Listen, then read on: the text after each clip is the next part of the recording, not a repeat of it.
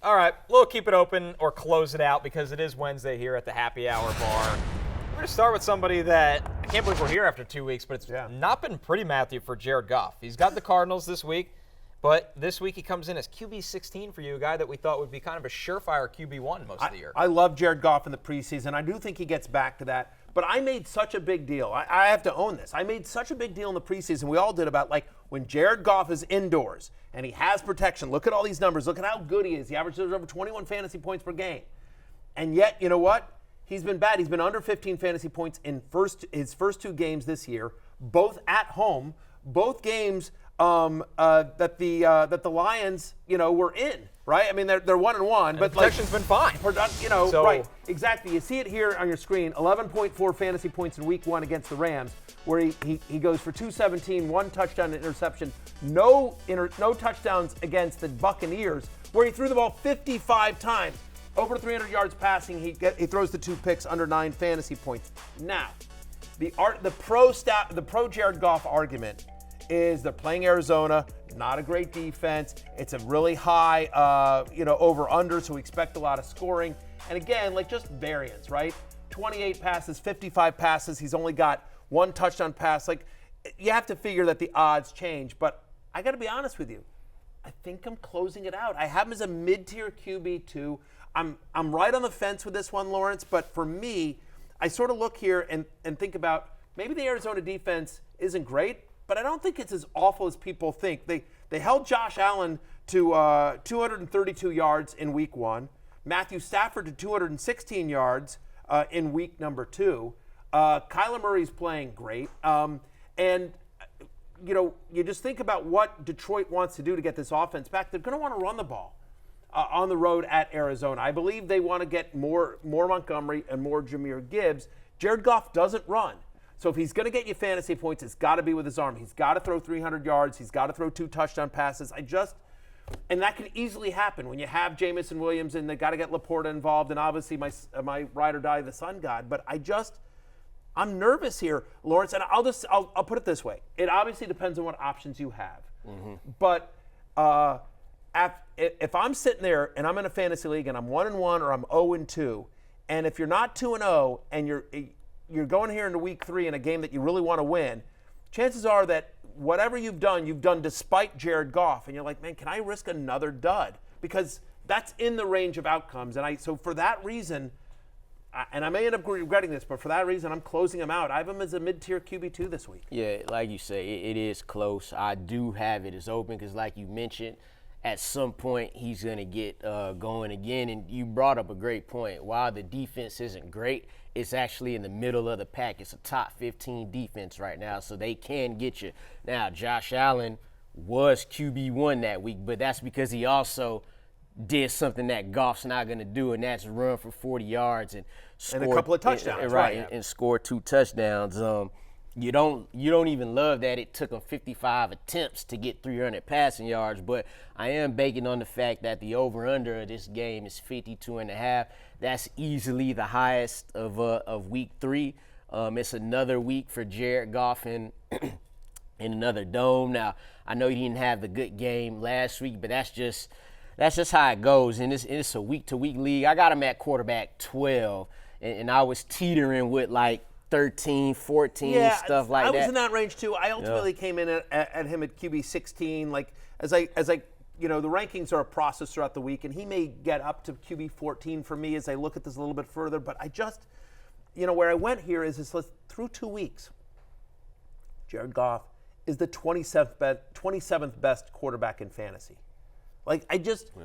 How confident do you feel that he's going to rebound, especially when, by the way, there's guys like Derek Carr on the waiver wire that you might feel better about. Baker Mayfield, we're going to talk about him in a second later in the show. I mean, there's other guys out there that I think you feel better about. And, again, so far this year, he's 24th in yards per pass attempt. He's 25th in passer rating. Pick a stat. It ain't good.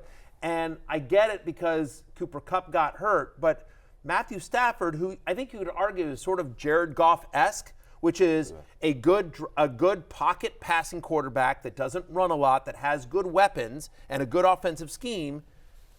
they just held him to 6.6 fantasy points. And I get it. He didn't have Nakua, and Cooper Kupp gets injured in that game, and it just sort of got away from them. But still, Connor, like the nervousness about Goff is what in an important week 3 is. Yeah. That's why I keep it close. What he's going to need is for those playmakers to catch and run and make those big plays. That's pretty much what it's going to come down to. Can Jameson Williams, Amon-Ra St. Brown, can Zamir Gibbs, can those guys get loose for him and make plays? That's what it's going to come down to. We moved to a couple of running backs here, guys. Zamir White against the Panthers.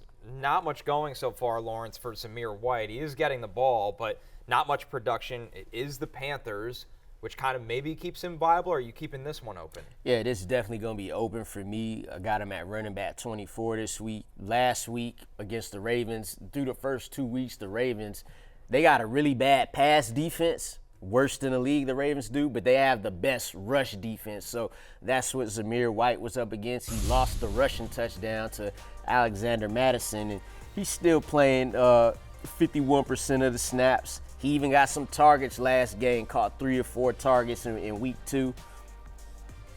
As you can see here, the Panthers is giving up the second most rushing yards in the league. So no, that's going to get fixed, though. They bench Bryce Young. Well, I don't know. They still got them guys who got to play on defense. Last week we talked about. That's a joke. Everyone wants to dump on Bryce Young. It's not all his fault. This team is bad. Right. Their bottom defensive lineman, Derek Brown's out for the year. It's not going to get better. Exactly. We talked about J.K. Dobbins last week. We said he's going to repeat what he did, and he did. So I expect Zamir White to have a good game. Probably the best one, because the Chargers that was a tough challenge for them. Then you got the Ravens. This is easily their best matchup. So I'm gonna keep it open for Zamir White. I am as well. Look, Raiders are 5.5-point favorites at home. They should be able to run at will against them. To your point about Dobbins, also Alvin Kamara, each of them had at least 80 yards and a touchdown against the Panthers. You mentioned it. Again, this is a bad defense. And I do think, I will say this, I think Andy Dalton is going to be very good for the Panthers offense in the short term. I think this will be a more competitive game, certainly, than it was if Bryce Young was under center at this point. But yeah, I mean, you know me. I was not a Zamir White fan in the preseason. He was on the preseason hate list. But if ever there was a week to use Zamir White, it is this week. I'm keeping it open. He's my running back 25. Things trending 26. Things trending the wrong way, Matthew, for Javonte Williams. He's got the Bucs this week. The volume's been fine, but the Broncos have no threat of a pass game. And honestly, that means they can't get the run game going at all for Javonte Williams, who has to be a pass catcher to do anything in fantasy. Yeah, I mean, if you're a defensive coordinator and you're sitting there like, okay, I think I'm going to take my chance with Bo Nix beating me. Right. It's and their offensive line, by the way, is banged up. So Mike McGlinchey's out. He's had under 25 rushing yards in both games. He's averaging just 2.1 yards per carry. They have the third lowest implied team total in week number 3. Through 2 weeks, he's the 37th best running back in fantasy on a points per game basis. So I'm closing it out with you. I'm at running back 29, and it might be too high on him there. Yeah, you have to be in a bad place to start. I was thinking the same thing, because you have to be down bad. Yes. Yeah, horrendous. Down horrendous. I am closing this out, but I have him at RB 30 this week, and I'm thinking damn, is that still too high to have him? Because he's in that you're putting a starting running back in the same tier as pass catching running backs in fantasy, right? Tampa Bay just held David Montgomery to 11 carries and 35 rushing yards. Now, Zamir Gibbs had a more successful running day against the Bucs, but I would say we would compare Javonte Williams closer to David Montgomery than we would Zamir Gibbs. And like you said, how many is Javonte Williams going to catch 5 receptions for 48 yards every single game? I think not. His usage was flip-flop from week 1 and 2, so that also shows me that they're not consistent with that yet. They're making it up as they go along. I mean, because, Jaleel McLaughlin is a guy that I really liked in the preseason, because I just said, listen, Sean Payton likes to use multiple running backs, and now Audric Estime is banged up. So it's really just those 2 guys. But, in week 1, Jaleel McLaughlin caught 5 passes for 1 yard. Here's what I would say about the Broncos, Connor. I don't know if you see this, but, to me, they have no offensive identity. They're trying to figure it out. Bo Nix just does not look ready for prime time. The line isn't any good. No. And so it's just like, I feel like Sean Payton's just trying to throw whatever against the wall and see if anything sticks. That's exactly right. This is one of the healthier offensive lines in football last year, and this year that trend is completely bottomed out on them where they're injured, they're not playing well. With the rookie quarterback, they're constantly trying to cut the field in half for him to keep things simple, but guess what that does? They keep things simple for the defense. So they're a very one-dimensional offense that constantly rolls them out and gets them on the move when they throw, which means they can't push the ball down the field. If you can't push the ball down the field, well, why are we not playing 8 guys in the box to shut down the run game? The one thing you want to do and think you could do, and now they can't do that. This offense is in a horrible place. I'm out on starting Javonte Williams. I'm out on starting any Denver Bronco. Thank you. Yeah, it's a tough go to start any Bronco right now. In waivers last night, I cut Jaleel McLaughlin in a number of leagues just because I don't trust any of them. And I just, it's unfortunate, but like, it's just brutal. Like it's where fantasy points go to die. Yep.